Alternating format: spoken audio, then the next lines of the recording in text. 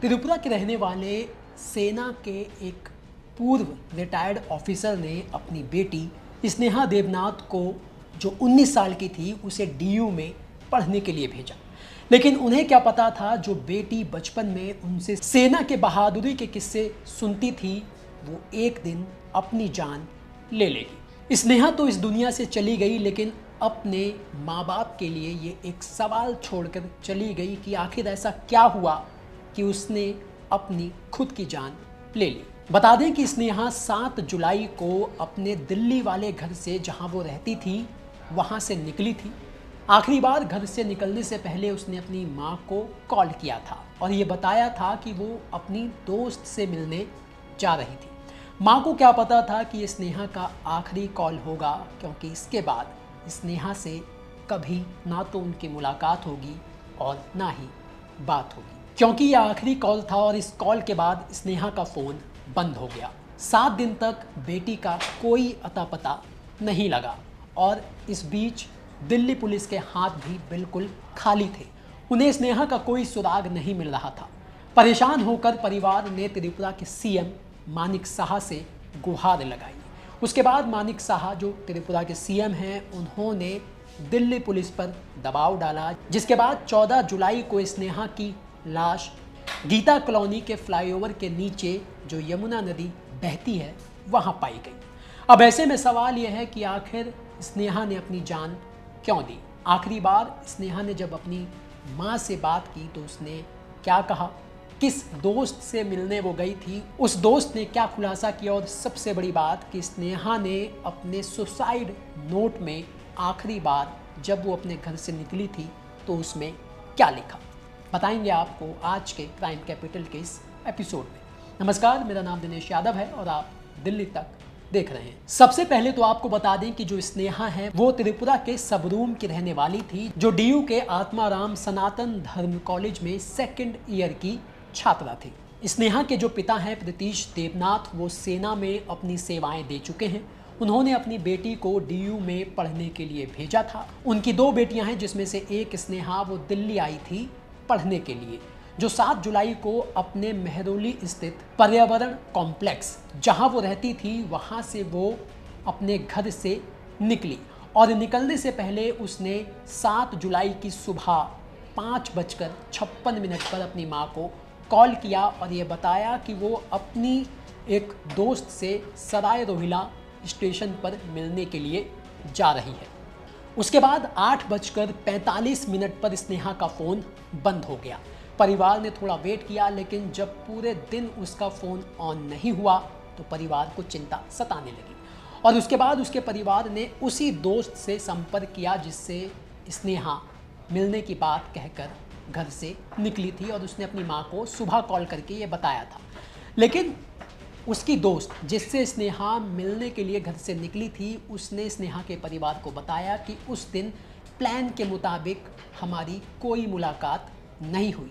मतलब प्लान तो था, स्नेहा मुझसे मिलने आने वाली थी, उसने कहा भी था, लेकिन वो मुझसे मिलने नहीं आई।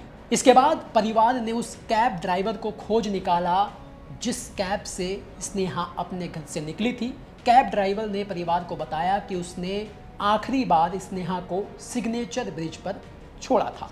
इसके बाद परिवार ने पुलिस में गुमशुदगी की रिपोर्ट दर्ज कराई, लेकिन पुलिस के हाथ कुछ भी नहीं लगा। पुलिस लाचार थी, क्योंकि जिस सिग्नेचर ब्रिज पर उस कैब ड्राइवर ने स्नेहा को छोड़ने की बात कही, उसके आसपास जितने भी सीसीटीवी लगे हैं, कोई भी काम नहीं करता। ये सुरक्षा की एक बहुत बड़ी चूक है उस दिल्ली में, जहां पर सेफ्टी और सुरक्षा के इतने बड़े बड़े दावे किए जाते हैं और जो ये दावे भी किए जाते हैं कि दिल्ली की हर सड़क पर सीसीटीवी लगे हैं, खासकर महिलाओं की सुरक्षा के लिए। उस सिग्नेचर ब्रिज पर, उस देश की राजधानी दिल्ली के सिग्नेचर ब्रिज पर कोई भी सीसीटीवी काम नहीं कर रहा था। अब पुलिस को कैसे पता चलता कि आखिर स्नेहा सिग्नेचर ब्रिज से कहाँ गई, कहाँ लापता हो गई?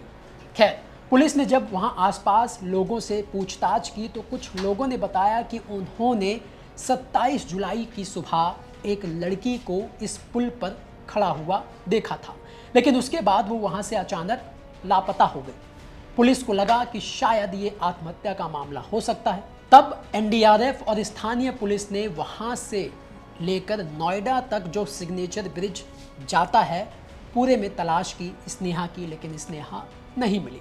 अब स्नेहा को लापता हुए 5 दिन हो गए थे, लेकिन दिल्ली पुलिस के हाथ कोई भी सुराग नहीं लगा।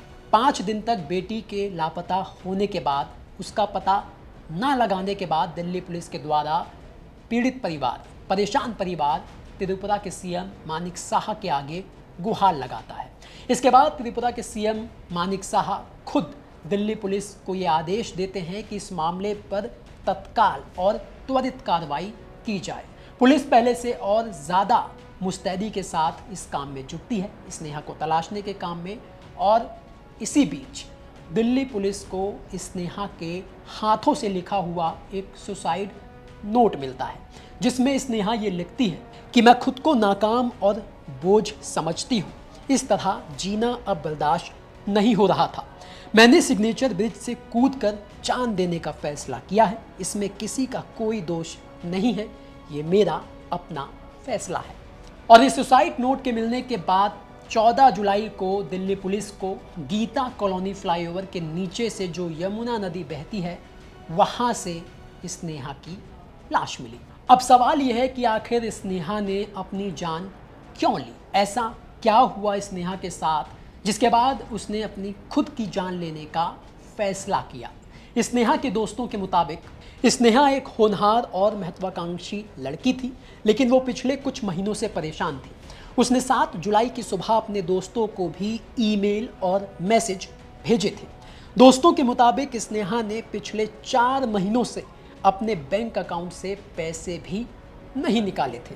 अब ऐसे में सवाल यह है कि आखिर स्नेहा ने अगर 4 महीनों से अपने बैंक खाते से कोई पैसा नहीं निकाला, वो पैसा जो उसके माता पिता त्रिपुरा से उसके खर्चे के लिए भेजते थे, तो आखिर स्नेहा दिल्ली में रहकर अपना खर्चा कैसे चला रही थी? सवाल ये भी है कि स्नेहा जो सिर्फ अभी पढ़ाई कर रही थी, माँ बाप खर्चे के लिए पैसा भेज रहे थे, उसने अपने सुसाइड नोट में खुद को नाकाम और बोझ क्यों बताया? उसने ये क्यों लिखा कि अब जीना बर्दाश्त नहीं हो रहा था? आखिर दिल्ली में स्नेहा के साथ क्या हो रहा था? ये सवाल है। फिलहाल पुलिस ने इस मामले में FIR दर्ज कर ली है और इन सभी सवालों के जवाब तलाशने के लिए जांच कर रही है।